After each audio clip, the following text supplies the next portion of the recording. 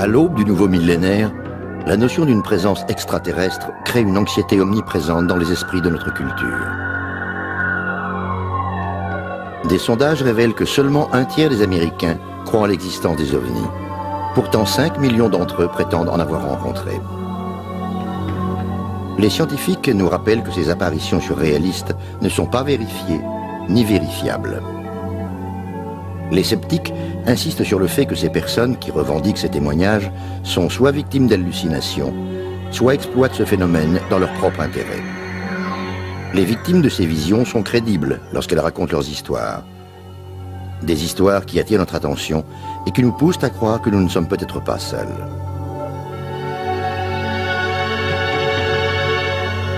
En 1955, au fin fond du Kentucky, un homme se souvient que sa famille a prétendu se battre contre les extraterrestres. Une spécialiste des ovnis a décrit ce qu'elle a vécu lorsqu'elle se trouva face à un extraterrestre. À la proche périphérie de New York, une dizaine d'habitants sont convaincus que des extraterrestres sont apparus dans le parc public. Des études bibliques expliquent que ces croyances sont nées il y a 6000 ans de cela. Toutes les civilisations humaines auraient été influencées par les extraterrestres. La notion d'une vie extraterrestre, fiction ou réalité? Ou est-ce que cela peut être décrit comme inexpliqué?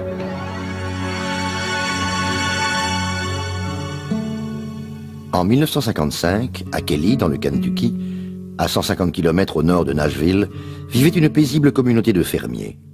Durant la nuit du 21 août, à la lisière de la campagne de Kelly, une dizaine de personnes ont fait une étrange rencontre avec des extraterrestres. La famille Langford était venue à cet endroit pour passer du bon temps en famille, pour rire et jouer aux cartes. Âgé de 12 ans à cette époque, Lonnie Langford dit se souvenir clairement de cette nuit-là. Il y avait moi, mon frère, ma sœur, 2 demi-frères, leurs femmes et un couple d'amis. Ma mère était là aussi. Nous étions assis, nous parlions, nous jouions aux cartes. Le demi-frère de mon ami Taylor a dû sortir car à l'époque il n'y avait pas de toilette dans la maison. Et lorsqu'il fut dehors, il aperçut un objet rond et lumineux.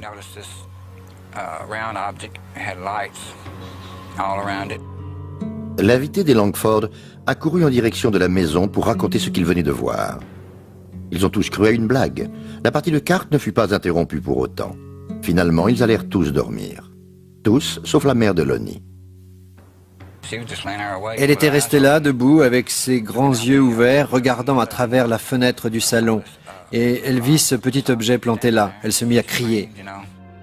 Ils sautèrent tous de leur lit, tandis que la mère de Lonnie se saisit d'un fusil de chasse. Il a vu ces créatures d'environ 1 mètre, aux pieds et aux oreilles palmées, avec de grands yeux. Les mains étaient palmées aussi. Elles étaient argentées de la tête aux pieds. Elles ne faisaient aucun bruit, aucun son. Elles ne parlaient pas. Elles étaient plantées là, je ne sais pas pourquoi.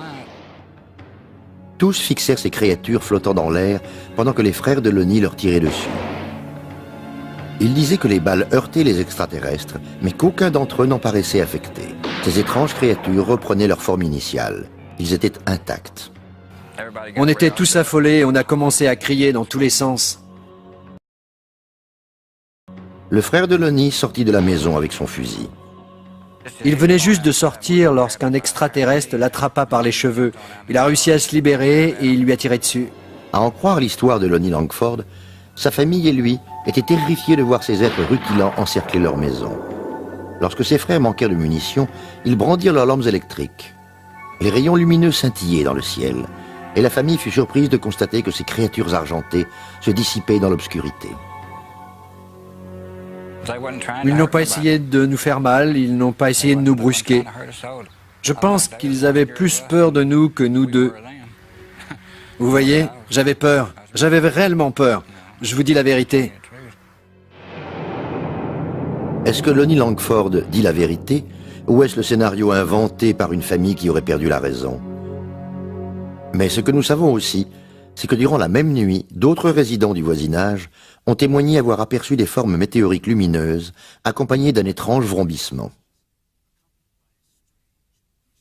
Lorsque la famille Langford témoigna, la police, la gendarmerie et même des soldats de la base militaire limitrophe, Fort Campbell, sont venus recueillir leurs témoignages.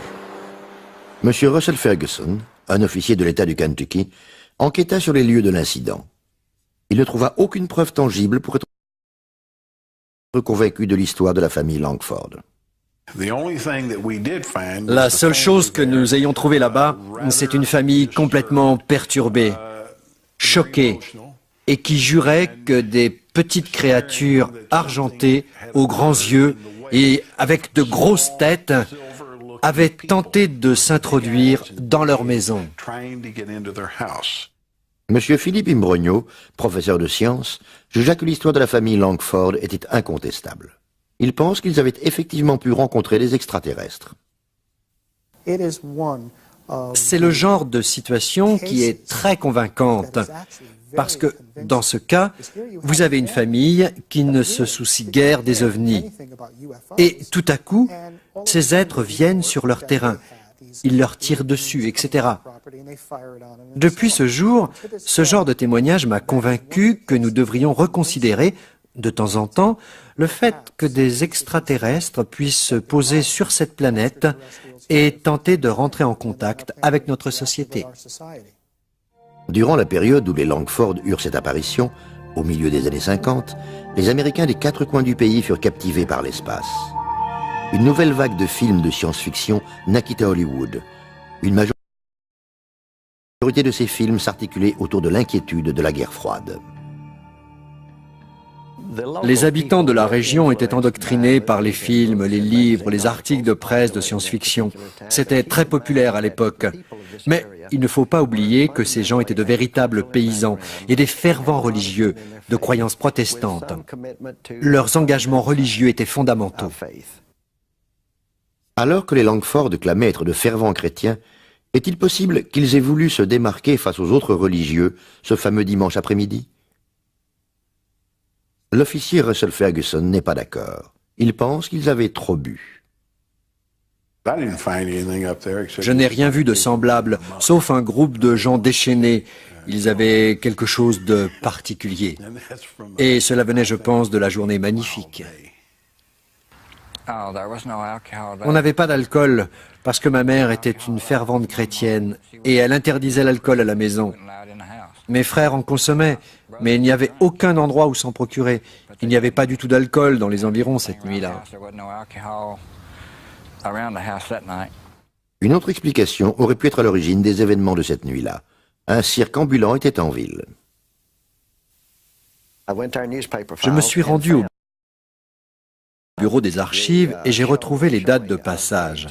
Le cirque Shrine était en représentation durant 3 nuits, le jeudi, vendredi et samedi. C'était un événement à Kelly. Il est fort probable que des singes faisaient partie de la troupe de cirque et que certains d'entre eux se soient échappés. Certaines personnes disent que les extraterrestres que nous avons vus étaient en fait des singes de la troupe de cirque. Je ne savais même pas qu'il y avait un cirque en ce temps-là. Si ces étranges visions n'étaient pas dues à une consommation d'alcool excessive ou à des singes joueurs, que s'est-il réellement passé? Greg Little, écrivain sur les phénomènes paranormaux, pense qu'il y a une explication scientifique à cela. Cette région du Kentucky s'étend sur une grande faille terrestre. Des petites pressions tectoniques dans le sous-sol peuvent créer des formes étranges dues aux décharges électromagnétiques assez fortes pour désorienter les gens. Ces énormes plasmas sont recouverts de champs électromagnétiques. Lorsqu'une personne entre en contact avec ces champs, cela crée une interaction biochimique avec le cerveau.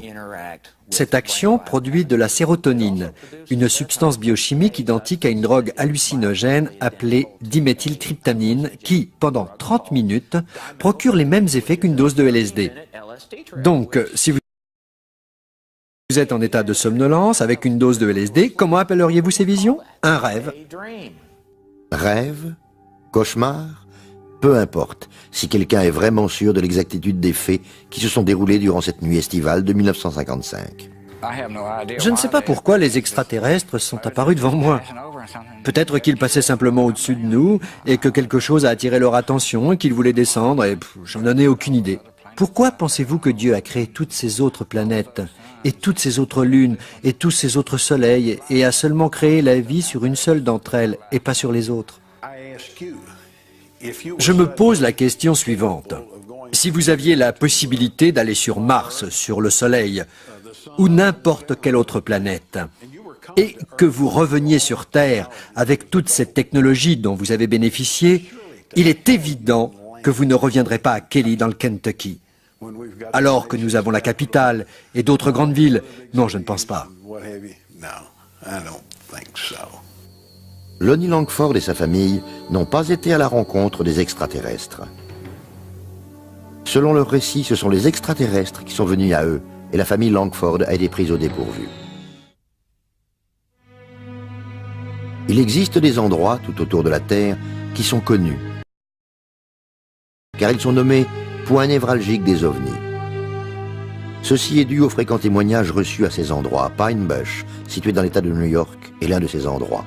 C'est ici que l'investigatrice d'OVNI, Helen Crystal, s'exerce à créer un contact avec les extraterrestres. Ayant écrit un livre sur ses propres expériences, elle croit, après 20 années de recherche, plus de 1000 photos, qu'il est évident que l'existence des extraterrestres est bien réelle.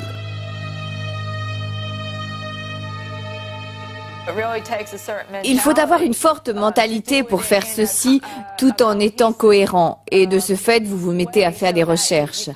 Je veux dire que ce sont les gens comme moi qui tentent d'accumuler les recherches et finalement ça devient concluant. Ils provoquent des rencontres avec les extraterrestres en utilisant des appareils spécifiques et des appareils d'enregistrement. Durant les années 80, Helen fut la première personne à effectuer des recherches sur les extraterrestres dans la région de Pine Bush. À cette période, un médium lui a confié qu'elle avait été soignée par des extraterrestres alors qu'elle avait une grave maladie infantile. En fait, elle m'a d'abord expliqué puis m'a dit « Quand tu avais 4 ans, tu étais très malade. J'ai vu ce vaisseau à côté de cette maison blanche. Ils sont venus et t'ont guéri. » J'ai répondu « Effectivement, j'étais très malade. J'étais malade pendant 8 mois, je pense qu'à cette époque j'avais 2 ans. » Cette explication encouragea Helen à poursuivre son rêve de rencontrer des extraterrestres. Voici son histoire. Elle prétend que le 7 août 1980, elle a vécu une intense rencontre avec les extraterrestres qui a satisfait sa curiosité, peut-être beaucoup plus qu'elle ne l'avait espéré. Ma seule motivation fut que je ne voulais pas inspecter un nouveau champ tant que je n'avais pas été dans les autres. Je voulais être sûre que le terrain n'était pas dangereux parce qu'il y a beaucoup de ruisseaux et de clôtures et on peut facilement trébucher. Le premier signe était à quelques mètres de là, donc je me suis rapprochée. À première vue, il y avait des faisceaux lumineux. J'ai vu une immense lumière éclairant les arbres de l'autre côté de la rue. Je n'étais pas sûre de ce que je voulais faire, je pensais qu'ils allaient m'affronter. Helen releva le défi. Elle parcourut la zone d'un champ à l'autre tout en faisant attention. Prenant son courage à 2 mains, elle retourna à l'endroit où elle avait aperçu pour la première fois cette lumière mystérieuse. Elle dit avoir pénétré dans la lumière qui traversait les arbres. Elle avait vu quelque chose qui ressemblait à un papillon de nuit. Elle se baissa et vit des jambes qui couraient ça et là. La chose a semblé courir à travers champs jusqu'à s'enfoncer dans les broussailles. Mais c'est autre chose qui m'a intriguée. Celle qui envahissait le champ, puis s'est arrêtée et m'a entourée. Les extraterrestres à Pine Bush faisaient à peu près 1,10 m de hauteur. Ils ne portaient pas de vêtements. Ils étaient beiges, un beige très pâle. Ils étaient très minces. Ils avaient une grosse tête, sans cheveux. Des yeux jaunes, immenses, qui recouvraient les côtés du visage, et ces yeux fixaient ma lampe électrique. Helen se sentait saisie d'une force irrésistible due aux radiations émanant de ces créatures. Je veux dire, ils voyaient. Si tu regardes quelqu'un de cette taille, tu ne penses à rien de la même façon que lorsque tu regardes un enfant. Puis tu ressens cet impressionnant sentiment de force. Et je pense que c'était cela à ce moment précis, moment où j'ai probablement décidé de partir. C'était probablement l'un des facteurs décisifs de mon départ. Effrayée et épuisée, elle conduisit jusqu'à un parking désert et reprit ses esprits. Je ne pouvais plus supporter tout ce stress. J'étais tellement paralysée de peur et je me souviens que mon cœur battait à 100 à l'heure. Je veux dire, j'étais totalement saisie de panique. Je commençais à transpirer. En dehors de ses recherches, Helen Christa a développé différentes théories concernant la venue des extraterrestres sur Terre.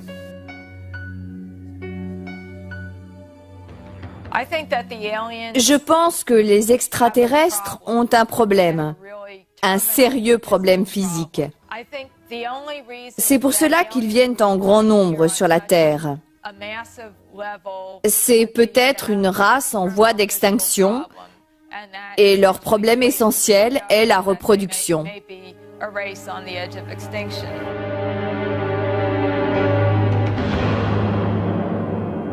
Est-ce que les déclarations d'Helen Cristal concernant les incursions d'extraterrestres dans le nord de l'État de New York peuvent être prises au sérieux?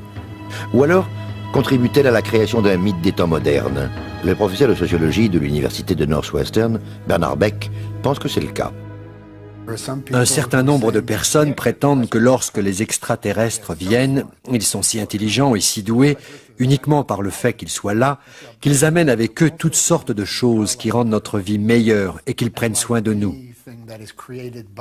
Comme n'importe quelle chose créée par des gens ordinaires dans la majorité des cultures, comme discuter dans un bar devant une bière, cette rencontre extraordinaire crée un sens de la culture, des perspectives, et finalement les choses se passent comme elles le devraient. Selon Philippe Imbrogno, chercheur spécialiste des ovnis, les espérances d'Hélène sont tellement fortes, conjuguées à la fascination qu'elle a pour la science-fiction, que sa crédibilité est sérieusement compromise. Je suis certain qu'Helen Cristal est très sincère dans ce qu'elle entreprend. Je me pose des questions sur ses méthodes d'investigation et sur les conclusions qu'elle en a tirées. Lorsqu'elle prend en considération ces témoignages, elle dit que ça ne peut pas être autre chose que des extraterrestres. Oui, d'accord. Lorsque j'examine ces témoignages, c'est évident, il y a quelque chose qui se passe ici. Il y a trop de phénomènes inexpliqués, mais je pense que ces témoignages ne sont pas assez solides pour expliquer que les extraterrestres descendent de ces vaisseaux de l'espace. Beaucoup de visions d'extraterrestres se produisent dans la vallée d'Hudson, non loin de l'aéroport international Stewart, près de Pine Bush. Monsieur Ken Noé, ancien contrôleur et directeur de l'aéroport, aujourd'hui à la retraite, a l'habitude d'entendre ce genre de révélations. Les gens peuvent voir des météores qui offrent des vues spectaculaires parfois. La plupart des visions dont j'ai entendu parler se déroulent le soir. De nombreux avions sont équipés de lumières aux configurations différentes. Et si les gens passent tout leur temps à regarder le ciel, ils peuvent apercevoir des choses insolites. Pour brouiller les pistes, durant les...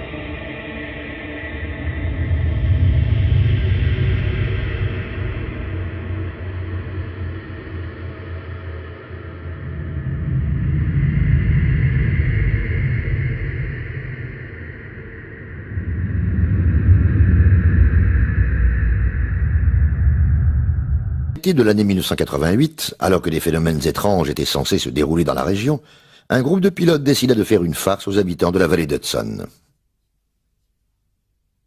Ils ont volé dans un étrange dispositif, comme dans un avion en forme de V qui ne faisait pas de bruit, et il paraissait très impressionnant.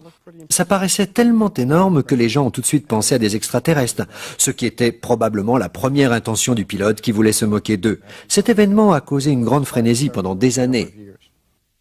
Ken Noé et ses collègues se souviennent avoir été sceptiques face aux déclarations d'Helen Cristal et la présentation de sa bande vidéo sur les ovnis. J'ai jeté un coup d'œil sur son travail, sur quelques photos qu'elle a prises, et je pense qu'elles sont sûrement douteuses. Cette bande vidéo a été tournée sur la piste de l'aéroport international. À mon avis, cela ressemble clairement à un avion. Je vois des lumières stroboscopiques et ce sont des lumières anti-collision et peut-être 2 phares d'atterrissage sur les extrémités des ailes de l'avion. Une fois de plus, je constate que c'est une image légèrement floue d'un avion. Je pense que vous pouvez voir clairement que c'est un grand avion à réaction. À cet endroit de la cassette, vous pouvez même entendre un bruit des moteurs. À mon avis, c'est un avion. Les images d'Hélène ne sont plus crédibles après avoir été examinées par des experts. Un autre problème se pose. Elle a toujours été seule lors de ses prises de vue. Monsieur Hubert de Lézal, professeur de psychologie, dit que lorsque le médium a dit à Hélène qu'elle avait été guérie de sa maladie par des extraterrestres, cette révélation a dû lui créer des illusions d'optique. Je suis certain que les gens en parlaient. La famille a probablement déploré, pleuré. On lui a certainement dit qu'elle allait mourir, mais qu'elle avait des chances que sa maladie guérisse. Et donc, on lui a dit qu'une personne hors du commun, une personne qui n'appartient pas au corps médical, est capable de la guérir. C'est la chose la plus importante qui lui soit arrivée dans sa vie. Elle est vivante. Psychologiquement, je compare cela à quelqu'un qui, à un moment donné de sa vie, apprend qu'il ou elle a été adopté. L'isolement géographique dans le cas d'Hélène Crystal, ou l'isolement social, comme dans celui de la famille Langford, dans le Kentucky, est un obstacle à leur certitude quant à la présence d'OVNI. Cependant, il y a à peu près 20 ans, une dizaine de témoignages ont été recensés dans un parc public du New Jersey, à quelques centaines de mètres de la ville de New York.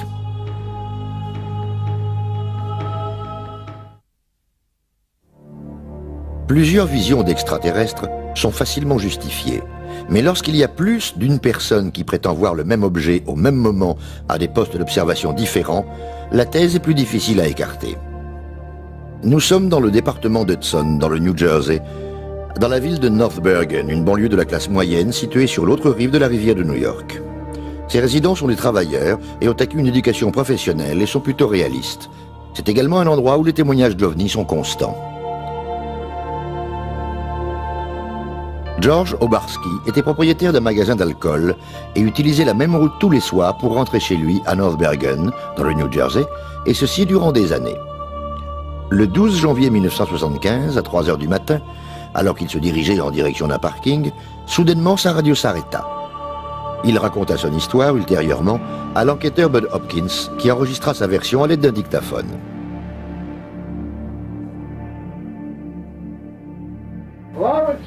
Je dirais que cette chose était à environ 10 mètres de moi, une chose énorme. Elle semblait mesurer à peu près 2 mètres. Elle ressemblait à un pancake, toute bouffie comme un pancake. Et cette chose s'est posée juste devant moi.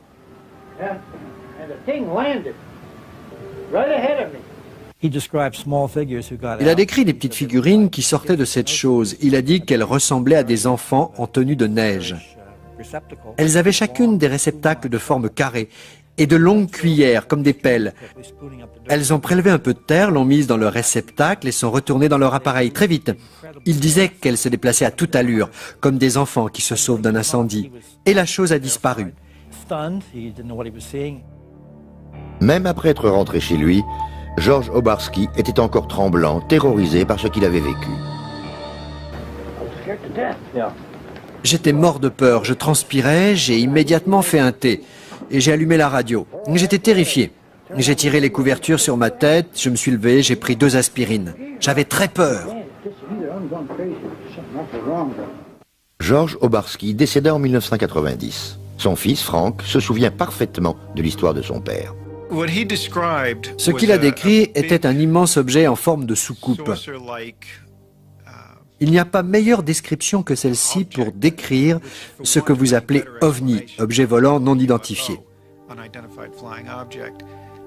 C'était une sorte de disque sur la base qui avait d'étranges lumières aveuglantes.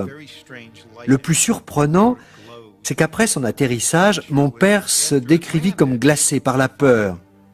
Et cet homme qui s'est fait braquer des centaines de fois au magasin d'alcool à New York savait exactement ce que la peur voulait dire.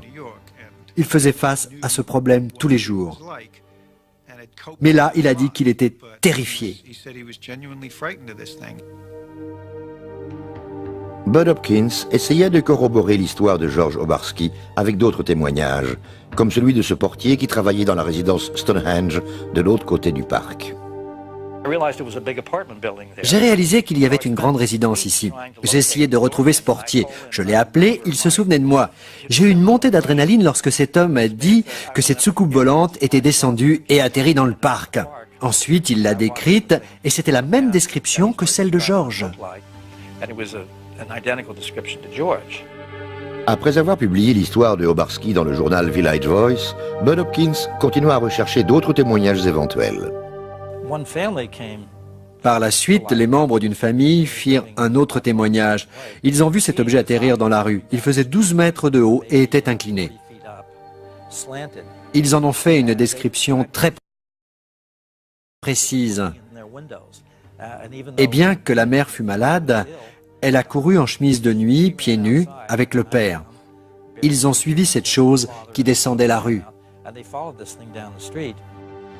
À North Bergen, un professeur, Madame Anne Karlovich, disait qu'elle était sceptique et qu'elle ne prêtait pas attention aux rumeurs que ses filles avaient entendues à propos de l'hypothétique incident du parc. En 1975, nous avions entendu cette histoire d'incident sur cette soucoupe volante dans le parc. Donc ma fille et ses copines s'y rendirent. Elles sont revenues en courant pour me dire qu'elles avaient vu des traces de brûlures en forme de cercle gravées dans la pelouse. Dans la résidence Stonehenge, il y a une grande façade vitrée et celle-ci a été cassée par un faisceau lumineux provenant de cette soucoupe volante. Les enfants étaient terrifiés. Frank Obarski s'était rendu à cet endroit avec son père.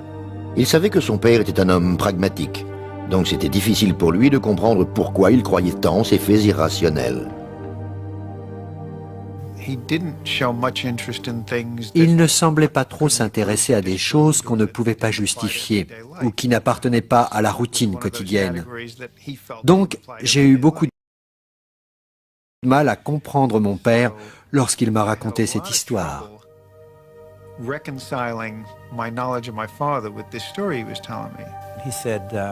Il m'a dit, tu sais, j'ai vécu une longue et belle vie, la plus honnête et la plus honorable que j'ai pu vivre. Un homme ne vit pas ainsi 70 ans pour tout laisser tomber. La région nord de Bergen avait été le théâtre d'autres événements et d'autres histoires d'extraterrestres semblables à celles rapportées par le témoignage de Obarski. Après les visions surréalistes qui ont rendu Obarski célèbre, les habitants de North Bergen, dans le New Jersey, ont déclaré avoir vu des dizaines d'extraterrestres à de nombreuses et différentes occasions. À l'aube du 6 juillet de l'année 1986, l'homme d'affaires Ron Lee et l'artiste Lynette Tanapi admiraient le lever du soleil de la terrasse de leur appartement, à la résidence Stonehenge. Je me disais, oh mon Dieu, quelle est cette chose dans le ciel? Je ne cessais de la fixer. J'ai vu quelque chose qui n'est pas identifiable. Ninetta et moi ne cessions de la regarder et ça ne bougeait pas, ça ne faisait pas de bruit. Et on la suivait des yeux en se demandant ce que cela pouvait être. Si cette chose faisait un bruit de moteur, j'aurais été moins méfiante. Mais cette chose immense était si silencieuse. C'était un objet d'une forme très impressionnante. C'était d'une forme ovale avec 3 paires d'yeux sur la base. Cet objet est resté immobile dans le ciel pendant 5 à 10 minutes.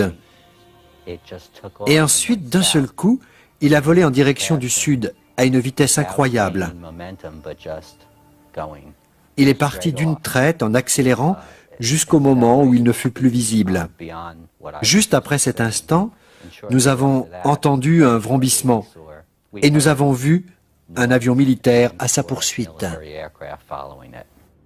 Le jour suivant, de nombreux témoignages relatant cette apparition furent diffusés dans la presse. Ninetta ne faisait pourtant pas partie de ces gens qui passent leur temps à appeler les médias. Je n'avais pas envie de parler de ces choses étranges. Les gens risquaient de penser que j'étais bizarre. Je dénigrais tout car je ne voulais pas admettre l'origine de cette chose. Il n'y avait aucune raison rationnelle pour expliquer cela.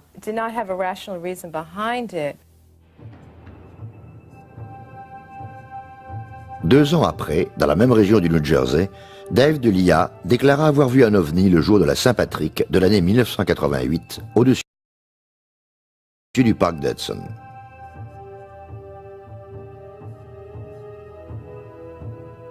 « J'étais là, debout, et cette chose s'approchait de plus en plus. Elle ne faisait pas de bruit. Les lumières qui formaient un triangle étaient blanches et vertes. Delia retourna à sa voiture et suivit l'OVNI sur plusieurs kilomètres, identifiant la forme de l'objet. L'OVNI avait la forme d'un diamant, un peu comme ça. Vous voyez où se trouvent mes pouces? C'était la partie de l'OVNI qui venait dans ma direction.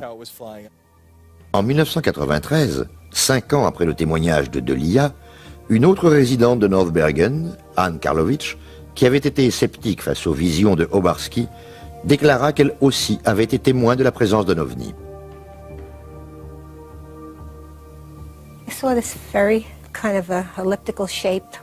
J'ai vu cette forme ovale avec de larges lumières aveuglantes.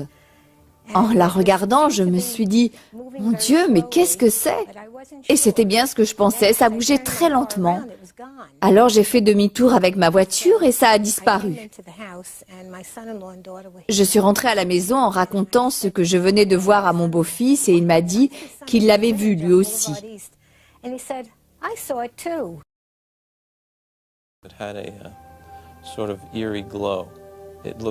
Cet objet était d'une clarté terrifiante. Il était métallique et avait des étranges lumières comme des projecteurs fluorescents. C'était, si j'ai bonne mémoire, un objet de la forme d'un dirigeable, tout en longueur, comme une ellipse. Vous voyez, une sphère elliptique.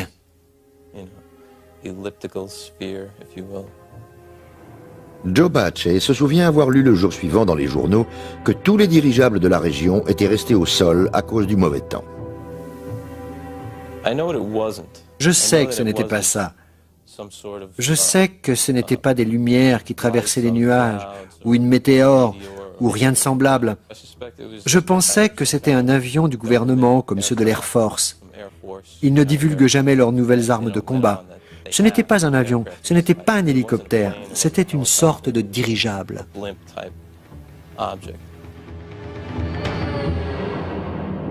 Il est évident que les habitants de cette région sont persuadés avoir vu des ovnis. Mais est-ce que ces ovnis ont un rapport avec les extraterrestres? Depuis la Deuxième Guerre mondiale, les témoignages d'apparitions d'ovnis ont progressé, au point de créer un système de classement, un moyen de différencier les témoignages reçus. Cette méthode a été développée par Allen Hynek, professeur d'astronomie à l'université Northwestern. C'est lui qui inventa la phrase « rencontre du troisième type » pour décrire les contacts entre les humains et les extraterrestres. Philippe Imbrogno a collaboré à l'élaboration du dernier livre de Hynek en 1987. Ils ont recensé tous les témoignages provenant de la côte est des États-Unis. Philippe Imbrogno disait qu'ils se comptaient par milliers. À partir du moment où j'ai commencé à enquêter sur d'autres cas de témoignages, j'ai réalisé que je venais juste de toucher la pointe de l'iceberg. En fait, depuis un peu plus de 5 ans, il y a eu 7000 témoignages. De nos jours, ces témoignages sont apportés par des gens importants de la société, des policiers, des pilotes, des avocats, des éducateurs, des PDG. Ils ont tous vu un objet volant au-dessus de leur tête, un objet qu'ils considèrent être plus grand qu'un terrain de football. Hubert de Lézal soutient le fait que les gens qui disent avoir vu un ovni sont des gens qui font l'erreur de croire voir ce qu'ils imaginent. Ce que nous examinons, c'est un phénomène de perception qui vient d'une enfance mal vécue, dans de mauvaises conditions, et qui engendre des apparitions sur lesquelles les objets prennent forme. Posez-vous la question de savoir si, en plus, ces personnes sont myopes, dyslexiques ou astigmates, ou souffrent de n'importe quelle autre déficience optique. Et maintenant, reconsidérez la question non pas sur les objets non identifiés, mais sur les objets immobiles non identifiés. Je sais ce que j'ai vu. C'est tout ce que je peux dire. Je sais que j'ai vu quelque chose qui ne ressemblait à rien à ce que j'avais vu auparavant. La journaliste Sally Deering a grandi dans la région de North Bergen. Elle a entendu des dizaines d'histoires sur les apparitions d'extraterrestres et elle pense que toutes ces croyances sont ridicules. Ils ont cru aux ovnis. Vous savez, je pense qu'ils ont bondi sur ce phénomène trop vite. Il y a différentes façons d'expliquer toutes ces choses que l'on voit. Les gens veulent croire en quelque chose. Je me souviens au début des années 70, on lisait un livre. Vous savez, Robert Heinlein est un étranger sur une terre étrangère. Un livre de Kurt Vonnegut. On appréciait la science-fiction pour ses métaphores par rapport à notre façon de penser à l'époque. Est-ce que les personnes qui pensent voir des extraterrestres confondent la science-fiction et la réalité? Selon le professeur Dolezal, les gens qui revendiquent avoir vu des ovnis et des extraterrestres sont peut-être en train d'expérimenter un besoin psychologique. Quelque chose de plus grand qu'eux, par conséquent, quelque chose qui prend possession de leur réflexion et qui a peu ou pas du tout de support. Je pense que ce qui arrive à ces gens, c'est l'effet de masse. C'est très normal d'être inclus et de faire partie de ce genre de choses. C'est devenir de plus en plus accepté. Les expressions suivantes « tu es fou » ou « il y a quelque chose qui ne va pas dans ta tête » ou « tu es un menteur » sont devenues obsolètes. Je pense que les gens ont l'esprit plus ouvert. Maintenant, les gens ont envie de vivre quelque chose d'excitant et d'en faire partie. La découverte spatiale est entrée dans les mœurs. Les images sont populaires, tout comme la découverte des planètes. Le monde des croyances est en mouvement.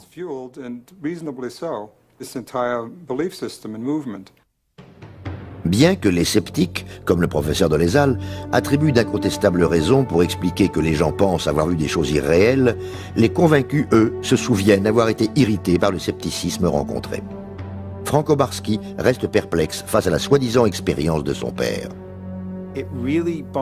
Cela lui faisait de la peine de voir que les gens ne le croyaient pas.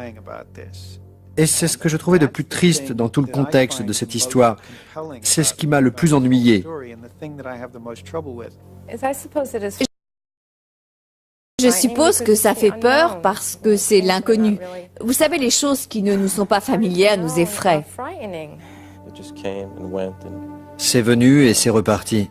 Je peux avoir tort, bien sûr, mais c'est la seule fois de ma vie où j'ai vu quelque chose d'inexpliqué.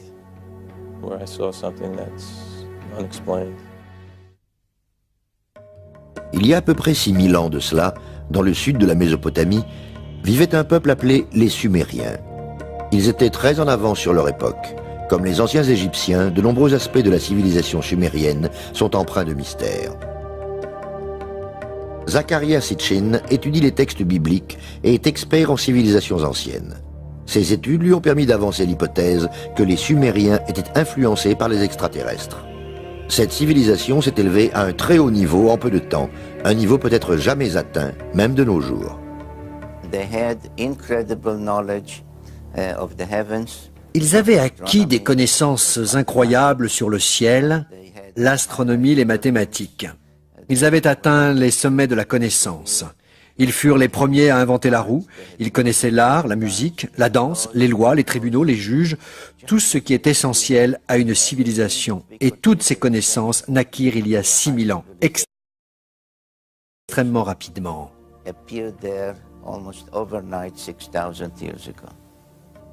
Sitchin pense que lorsque les Sumériens ont atteint les sommets de la connaissance, 4000 ans avant Jésus-Christ, les comportements sociaux de cette région changèrent brusquement, peut-être à cause de l'influence indirecte des extraterrestres.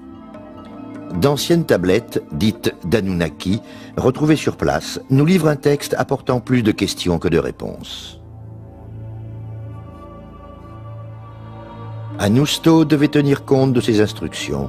300 d'entre eux étaient au ciel. Ils y resteraient comme gardiens pour assurer le chemin de la terre au ciel, puis du ciel à la terre. Il en a gardé 600. Après que les instructions aient été données aux Anunnaki du ciel et de la terre, il leur attribua leur mission. Des histoires comme celle-ci sont racontées aux étudiants. Ils disent que ce sont des mythes, des histoires entre Dieu et l'homme. Je ne pense pas que ces mythes soient irréels, mais plutôt que ce sont des histoires de ce qui s'est réellement déroulé dans le passé.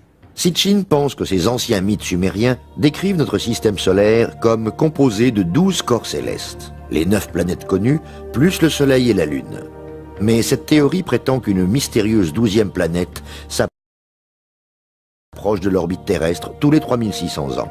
Il est persuadé que les écritures des Sumériens nous révèlent que le supposé paradis est une planète appartenant à une race d'extraterrestres, appelée Anunnaki.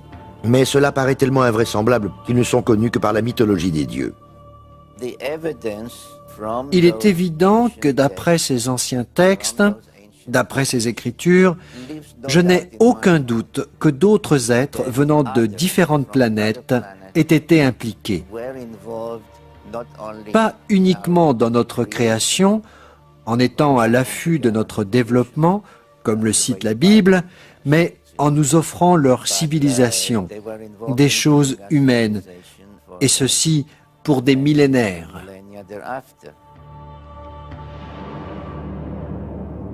La quasi-totalité des études faites sur les Sumériens rejette les hypothèses du professeur Sitchin. Le professeur Miguel Civil prétend que les Sumériens développaient les mêmes comportements que le reste de l'humanité. D'après mon expérience, il n'y a rien dans l'évolution de la culture du sud de la Mésopotamie qui ne peut pas être expliqué par l'évolution normale de la culture en général.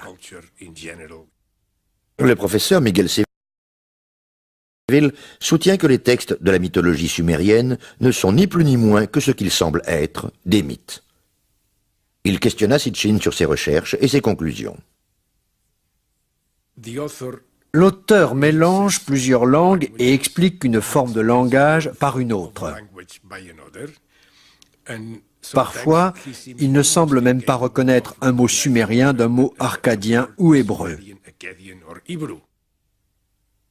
Les études d'anthropologie culturelle de Miguel Civil ne sont pas les seules à différer de la théorie des 12 planètes de Sitchin.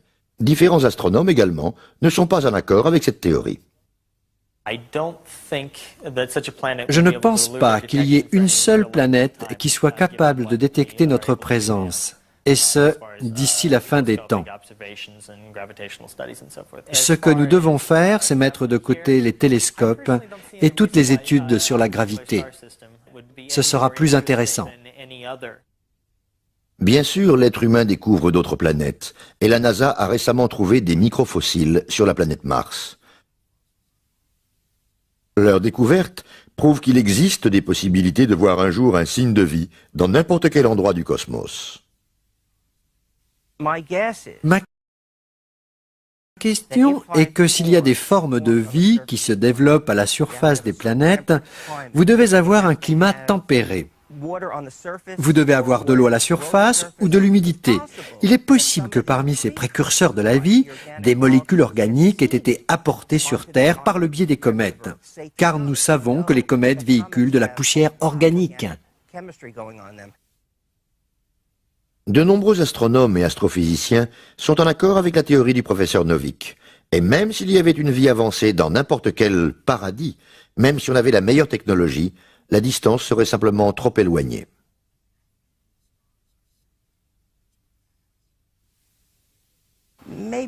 Il existe peut-être une civilisation avancée dans notre galaxie.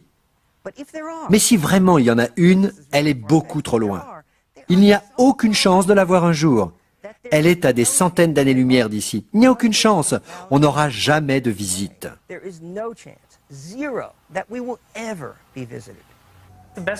Pour comprendre, il faut se rendre compte de la distance entre ces étoiles qui sont très très importantes. La distance entre ces galaxies et la Terre est impressionnante.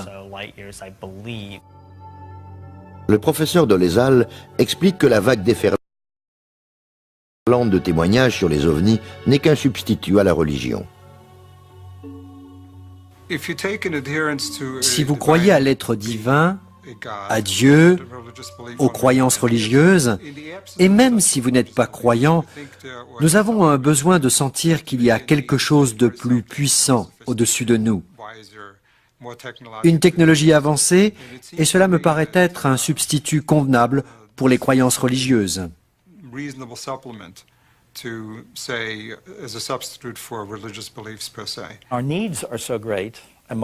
J'ai besoin de ressentir une grande émotion pour être religieux, et je pense que c'est très difficile.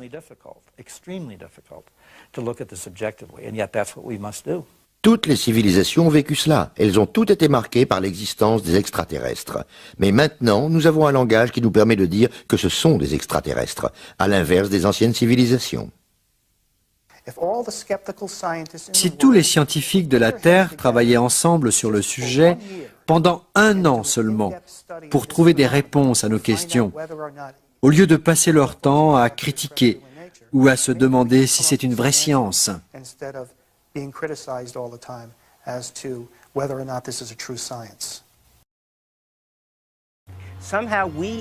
Parfois, un scientifique doit expliquer aux gens ce qu'il comprend réellement. Nous ne savons pas tout, mais nous avons une idée sur le sujet des extraterrestres, et c'est tout ce que nous désirons. J'approuve les gens, et je pense que tout ce dont la culture a besoin, ce n'est pas vraiment quelque chose qui se trouve dans la culture de la nation. Bud Hopkins pense qu'il est trop avant-gardiste pour imaginer que des ovnis puissent exister, mais s'il avait fait des recherches sur les visions des témoins, il aurait acquis une meilleure popularité. Eh bien, je voudrais dire que c'est un phénomène incroyable, peu importe le point de vue de chacun. C'est une découverte incroyable pour l'homme. La science fonctionne ainsi. S'il y avait quelque chose de crédible, des faits qui donnent des preuves, que l'on puisse dire « oui, je comprends ce que tu veux dire », les gens seraient ravis. Mais s'il existait un miracle qui permettait de fonctionner comme cela, les scientifiques l'auraient déjà adopté. Les sceptiques insistent sur le fait que les milliers de témoignages rapportés sur les ovnis et les extraterrestres ne vont pas changer l'opinion, ne serait-ce que d'un seul scientifique. Mais les gens vont continuer leurs recherches avec la même hargne et dire que ce qu'ils ont vu est réel. Mais sans preuve physique, nous ne pouvons faire que des suppositions. Certains choisissent de croire en l'existence des extraterrestres plutôt que de tolérer l'incertitude de l'inexpliqué.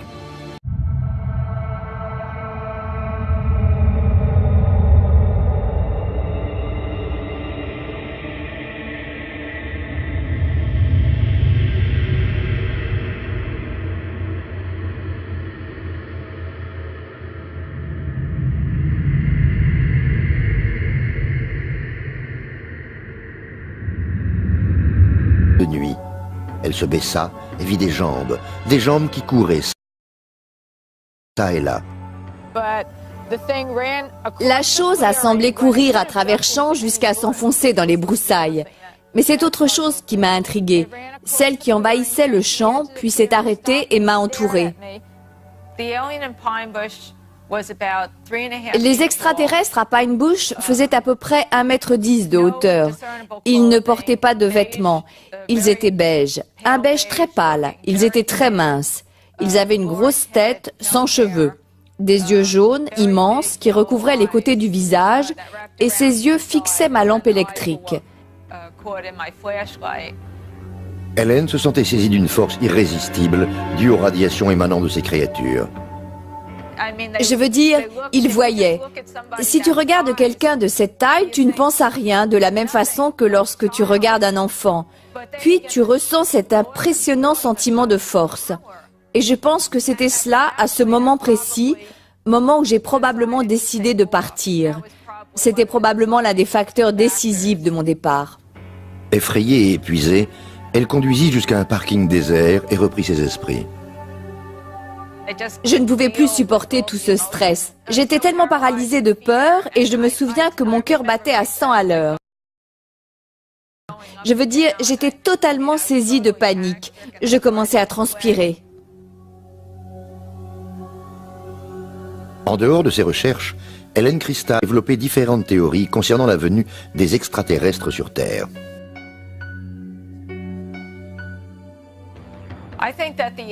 Je pense que les extraterrestres ont un problème, un sérieux problème physique. C'est pour cela qu'ils viennent en grand nombre sur la Terre.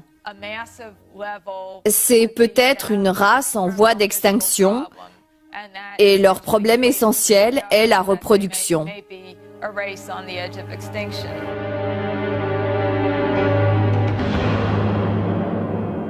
Est-ce que les déclarations d'Helen Crystal concernant les incursions d'extraterrestres dans le nord de l'État de New York peuvent être prises au sérieux? Ou alors contribue-t-elle à la création d'un mythe des temps modernes? Le professeur de sociologie de l'université de Northwestern, Bernard Beck, pense que c'est le cas. Un certain nombre de personnes prétendent que lorsque les extraterrestres viennent, ils sont si intelligents et si doués, uniquement par le fait qu'ils soient là, qu'ils amènent avec eux toutes sortes de choses qui rendent notre vie meilleure et qu'ils prennent soin de nous. Comme n'importe quelle chose créée par des gens ordinaires dans la majorité des cultures, comme discuter dans un bar devant une bière, cette rencontre extraordinaire crée un sens de la culture, des perspectives, et finalement les choses se passent comme elles le devraient.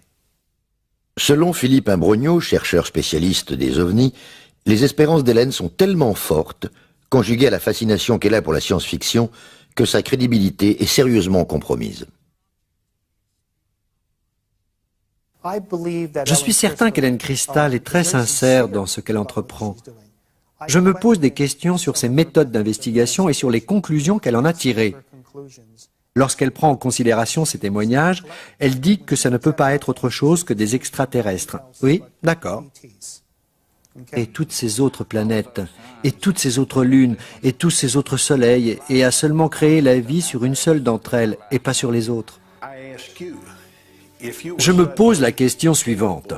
Si vous aviez la possibilité d'aller sur Mars, sur le Soleil, ou n'importe quelle autre planète, et que vous reveniez sur Terre avec toute cette technologie dont vous avez bénéficié, il est évident que vous ne reviendrez pas à Kelly dans le Kentucky.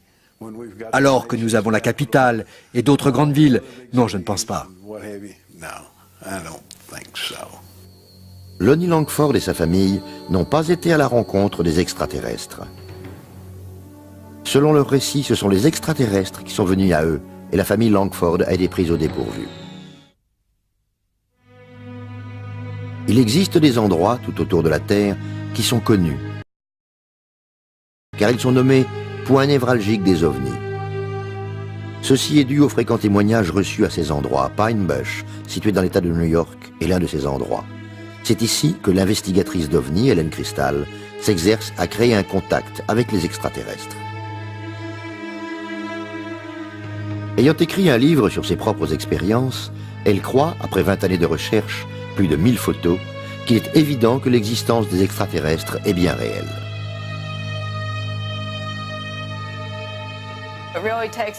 Il faut avoir une forte mentalité pour faire ceci tout en étant cohérent et de ce fait vous vous mettez à faire des recherches. Je veux dire que ce sont les gens comme moi qui tentent d'accumuler les recherches et finalement ça devient concluant. Ils provoquent des rencontres avec les extraterrestres en utilisant des appareils spécifiques et des appareils d'enregistrement. Durant les années 80, Hélène fut la première personne à effectuer des recherches sur les extraterrestres dans la région de Pine Bush. À cette période, un médium lui a confié qu'elle avait été soignée par des extraterrestres alors qu'elle avait une grave maladie infantile. En fait, elle m'a d'abord expliqué puis m'a dit « Quand tu avais 4 ans, tu étais très malade. J'ai vu ce vaisseau à côté de cette maison blanche. Ils sont venus et t'ont guéri. » J'ai répondu « Effectivement, j'étais très malade. J'étais malade pendant 8 mois. Je pense qu'à cette époque, j'avais 2 ans. » Cette explication encouragea Hélène à poursuivre son rêve de rencontrer des extraterrestres. Voici son histoire. Elle prétend que le 7 août 1980, elle a vécu une intense rencontre avec les extraterrestres qui a satisfait sa curiosité, peut-être beaucoup plus qu'elle ne l'avait espéré. Ma seule motivation fut que je ne voulais pas inspecter un nouveau champ tant que je n'avais pas été dans les autres. Je voulais être sûre que le terrain n'était pas dangereux parce qu'il y a beaucoup de ruisseaux et de clôtures et on peut facilement trébucher. Le premier signe était à quelques mètres de là. Donc je me suis rapprochée. À première vue, il y avait des faisceaux lumineux. J'ai vu une immense lumière éclairant les arbres de l'autre côté de la rue. Je n'étais pas sûre de ce que je voulais faire. Je pensais qu'ils allaient m'affronter. Hélène releva le défi. Elle parcourut la zone d'un champ à l'autre tout en faisant attention. Prenant son courage à 2 mains, elle retourna à l'endroit où elle avait aperçu pour la première fois cette lumière mystérieuse. Elle dit avoir pénétré dans la lumière qui traversait les arbres. Elle avait vu quelque chose qui ressemblait à un papillon. Les extraterrestres puissent se poser sur cette planète et tenter de rentrer en contact avec notre société. Durant la période où les Langford eurent cette apparition, au milieu des années 50, les Américains des 4 coins du pays furent captivés par l'espace. une nouvelle vague de films de science-fiction naquit à Hollywood. Une majorité de ces films s'articulaient autour de l'inquiétude de la guerre froide. Les habitants de la région étaient endoctrinés par les films, les livres, les articles de presse de science-fiction. C'était très populaire à l'époque. Mais il ne faut pas oublier que ces gens étaient de véritables paysans et des fervents religieux de croyances protestantes. Leurs engagements religieux étaient fondamentaux. Alors que les Langford clamaient être de fervents chrétiens, est-il possible qu'ils aient voulu se démarquer face aux autres religieux ce fameux dimanche après-midi? L'officier Russell Ferguson n'est pas d'accord. Il pense qu'ils avaient trop bu. Je n'ai rien vu de semblable, sauf un groupe de gens déchaînés. Ils avaient quelque chose de particulier. Et cela venait, je pense, de la journée magnifique. On n'avait pas d'alcool parce que ma mère était une fervente chrétienne et elle interdisait l'alcool à la maison. Mes frères en consommaient, mais il n'y avait aucun endroit où s'en procurer. Il n'y avait pas du tout d'alcool dans les environs cette nuit-là.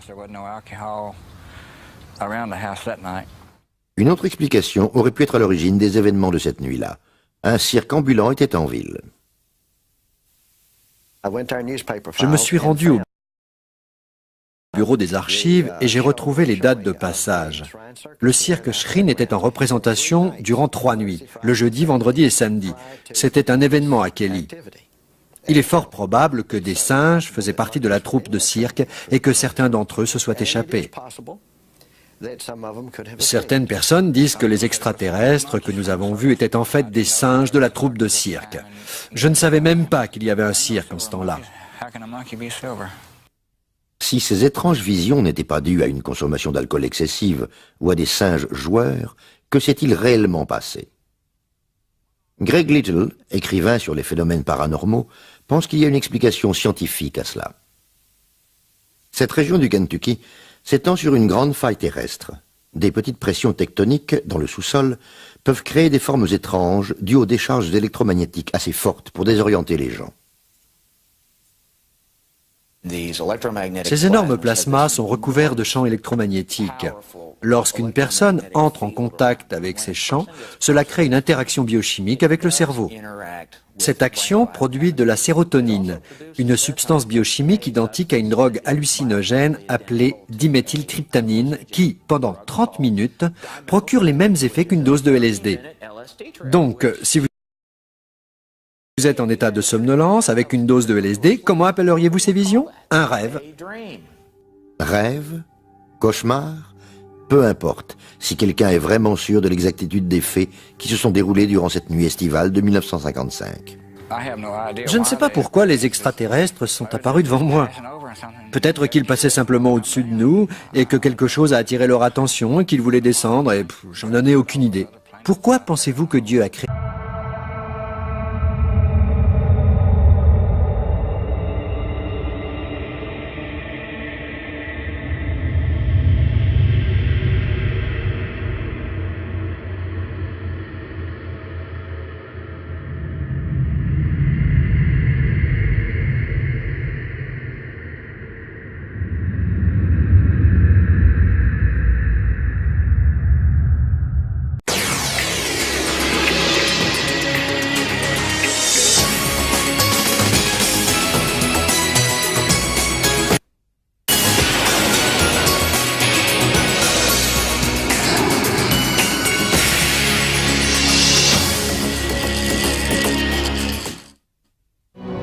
À l'aube du nouveau millénaire, la notion d'une présence extraterrestre crée une anxiété omniprésente dans les esprits de notre culture.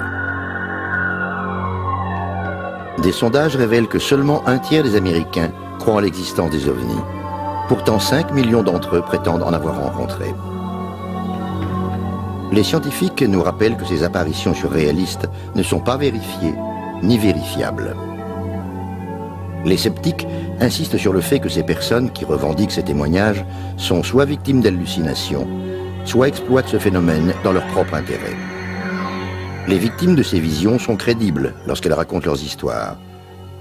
Des histoires qui attirent notre attention et qui nous poussent à croire que nous ne sommes peut-être pas seuls.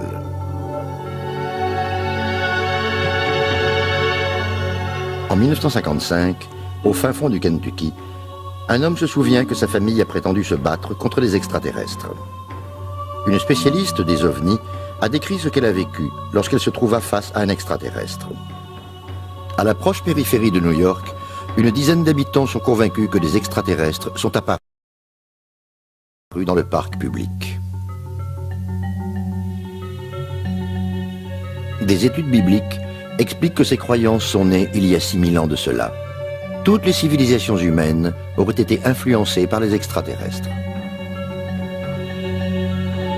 La notion d'une vie extraterrestre, fiction ou réalité? Ou est-ce que cela peut être décrit comme inexpliqué?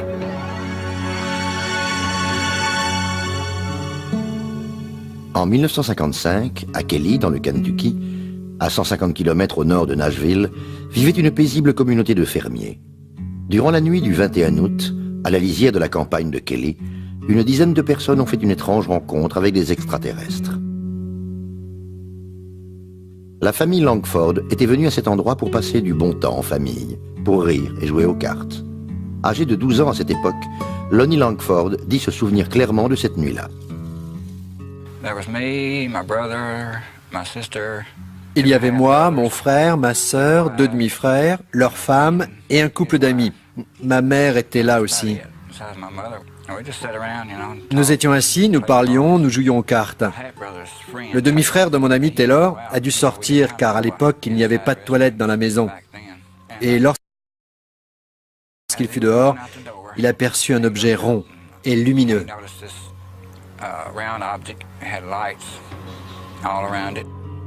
L'invité des Langford a couru en direction de la maison pour raconter ce qu'il venait de voir. Ils ont tous cru à une blague. La partie de cartes ne fut pas interrompue pour autant. Finalement, ils allèrent tous dormir. Tous, sauf la mère de Lonnie. Elle était restée là, debout, avec ses grands yeux ouverts, regardant à travers la fenêtre du salon. Et elle vit ce petit objet planté là. Elle se mit à crier. Ils sautèrent tous de leur lit, tandis que la mère de Lonnie se saisit d'un fusil de chasse. Il a vu ces créatures d'environ 1 mètre, aux pieds et aux oreilles palmées, avec de grands yeux. Les mains étaient palmées aussi. Elles étaient argentées de la tête aux pieds. Elles ne faisaient aucun bruit, aucun son. Elles ne parlaient pas. Elles étaient plantées là, je ne sais pas pourquoi. Tous fixèrent ces créatures flottant dans l'air pendant que les frères de Lonnie leur tiraient dessus. Ils disaient que les balles heurtaient les extraterrestres, mais qu'aucun d'entre eux n'en paraissait affecté. Ces étranges créatures reprenaient leur forme initiale. Ils étaient intacts. On était tous affolés et on a commencé à crier dans tous les sens. Le frère de Lonnie sortit de la maison avec son fusil. Il venait juste de sortir lorsqu'un extraterrestre l'attrapa par les cheveux. Il a réussi à se libérer et il lui a tiré dessus. À en croire l'histoire de Lonnie Langford, sa famille et lui étaient terrifiés de voir ces êtres rutilants encercler leur maison. Lorsque ses frères manquèrent de munitions, ils brandirent leurs lampes électriques. Les rayons lumineux scintillaient dans le ciel, et la famille fut surprise de constater que ces créatures argentées se dissipaient dans l'obscurité. Ils n'ont pas essayé de nous faire mal, ils n'ont pas essayé de nous brusquer. Je pense qu'ils avaient plus peur de nous que nous d'eux. Vous voyez, j'avais peur, j'avais réellement peur. Je vous dis la vérité. Est-ce que Lonnie Langford dit la vérité, ou est-ce le scénario inventé par une famille qui aurait perdu la raison? Mais ce que nous savons aussi, c'est que durant la même nuit, d'autres résidents du voisinage ont témoigné avoir aperçu des formes météoriques lumineuses accompagnées d'un étrange vrombissement. Lorsque la famille Langford témoigna, la police, la gendarmerie et même des soldats de la base militaire limitrophe, Fort Campbell, sont venus recueillir leurs témoignages. M. Russell Ferguson, un officier de l'État du Kentucky, enquêta sur les lieux de l'incident. Il ne trouva aucune preuve tangible pour être convaincu de l'histoire de la famille Langford. La seule chose que nous ayons trouvée là-bas, c'est une famille complètement perturbée, choquée, et qui jurait que des petites créatures argentées, aux grands yeux et avec de grosses têtes, avaient tenté de s'introduire dans leur maison. Monsieur Philippe Imbrogno, professeur de sciences, jugea que l'histoire de la famille Langford était incontestable. Il pense qu'ils avaient effectivement pu rencontrer des extraterrestres. C'est le genre de situation qui est très convaincante, parce que, dans ce cas, vous avez une famille qui ne se soucie guère des ovnis. Et tout à coup, ces êtres viennent sur leur terrain. Ils leur tirent dessus, etc. Depuis ce jour, ce genre de témoignage m'a convaincu que nous devrions reconsidérer, de temps en temps, le fait que des sons, elles ne parlaient pas. Elles étaient plantées là, je ne sais pas pourquoi. Tous fixèrent ces créatures flottant dans l'air pendant que les frères de Lonnie leur tiraient dessus. Ils disaient que les balles heurtaient les extraterrestres, mais qu'aucun d'entre eux n'en paraissait affecté. Ces étranges créatures reprenaient leur forme initiale. Ils étaient intacts. On était tous affolés, on a commencé à crier dans tous les sens. Le frère de Lonnie sortit de la maison avec son fusil. Il venait juste de sortir lorsqu'un extraterrestre l'attrapa par les cheveux. Il a réussi à se libérer et il lui a tiré dessus. À en croire l'histoire de Lonnie Langford, sa famille et lui étaient terrifiés de voir ces êtres rutilants encercler leur maison. Lorsque ses frères manquèrent de munitions, ils brandirent leurs lampes électriques. Les rayons lumineux scintillaient dans le ciel, et la famille fut surprise de constater que ces créatures argentées se dissipaient dans l'obscurité. Ils n'ont pas essayé de nous faire mal, ils n'ont pas essayé de nous brusquer. Je pense qu'ils avaient plus peur de nous que nous d'eux. Vous voyez, j'avais peur, j'avais réellement peur. Je vous dis la vérité. Est-ce que Lonnie Langford dit la vérité, ou est-ce le scénario inventé par une famille qui aurait perdu la raison? Mais ce que nous savons aussi, c'est que durant la même nuit, d'autres résidents du voisinage ont témoigné avoir aperçu des formes météoriques lumineuses accompagnées d'un étrange vrombissement. Lorsque la famille Langford témoigna, la police, la gendarmerie et même des soldats de la base militaire limitrophe, Fort Campbell, sont venus recueillir leurs témoignages. Monsieur Russell Ferguson, un officier de l'État du Kentucky, enquêta sur les lieux de l'incident. Il ne trouva aucune preuve tangible pour être convaincu de l'histoire de la famille Langford. La seule chose que nous ayons trouvée là-bas, c'est une famille complètement perturbée, choquée, et qui jurait que des petites créatures argentées, aux grands yeux et avec de grosses têtes, avaient tenté de s'introduire dans leur maison. Monsieur Philippe Imbrogno, professeur de sciences, jugea que l'histoire de la famille Langford était incontestable. Il pense qu'ils avaient effectivement pu rencontrer des extraterrestres. C'est le genre de situation qui est très convaincante, parce que, dans ce cas, vous avez une famille qui ne se soucie guère des ovnis. Et tout à coup, ces êtres viennent sur leur terrain. Ils leur tirent dessus, etc. Depuis ce jour, ce genre de témoignage m'a convaincu que nous devrions reconsidérer, de temps en temps,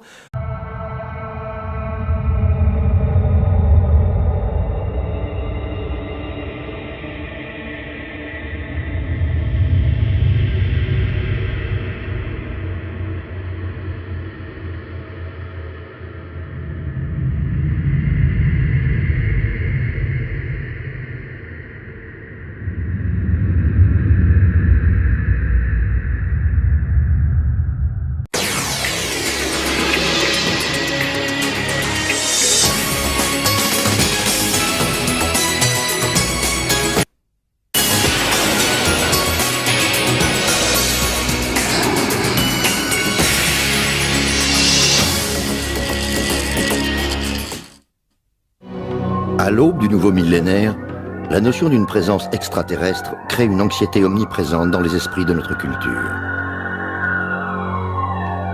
Des sondages révèlent que seulement un tiers des Américains croient en l'existence des ovnis. Pourtant, 5 millions d'entre eux prétendent en avoir rencontré. Les scientifiques nous rappellent que ces apparitions surréalistes ne sont pas vérifiées ni vérifiables. Les sceptiques insistent sur le fait que ces personnes qui revendiquent ces témoignages sont soit victimes d'hallucinations, soit exploitent ce phénomène dans leur propre intérêt. Les victimes de ces visions sont crédibles lorsqu'elles racontent leurs histoires. Des histoires qui attirent notre attention et qui nous poussent à croire que nous ne sommes peut-être pas seuls.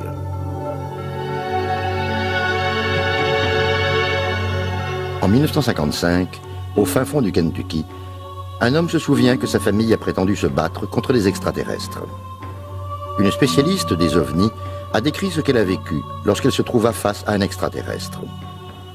À la proche périphérie de New York, une dizaine d'habitants sont convaincus que des extraterrestres sont apparus dans le parc public. Des études bibliques expliquent que ces croyances sont nées il y a 6000 ans de cela. Toutes les civilisations humaines auraient été influencées par les extraterrestres. La notion d'une vie extraterrestre, fiction ou réalité? Ou est-ce que cela peut être décrit comme inexpliqué?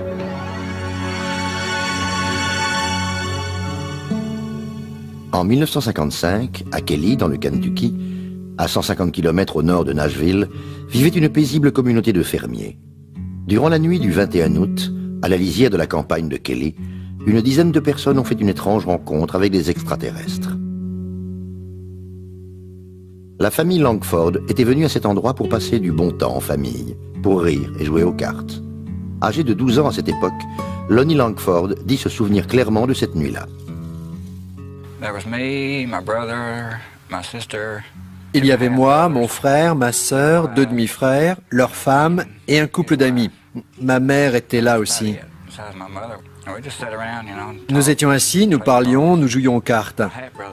Le demi-frère de mon ami Taylor a dû sortir car à l'époque il n'y avait pas de toilette dans la maison. Et lorsqu'il fut dehors, il aperçut un objet rond et lumineux.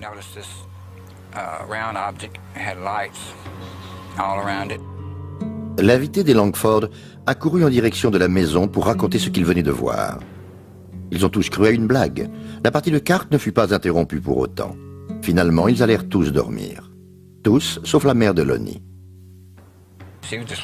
Elle était restée là, debout, avec ses grands yeux ouverts, regardant à travers la fenêtre du salon. Et elle vit ce petit objet planté là. Elle se mit à crier. Ils sautèrent tous de leur lit, tandis que la mère de Lonnie se saisit d'un fusil de chasse. Il a vu ces créatures d'environ 1 mètre, aux pieds et aux oreilles palmées, avec de grands yeux. Les mains étaient palmées aussi. Elles étaient argentées de la tête aux pieds. Elles ne faisaient aucun bruit, aucun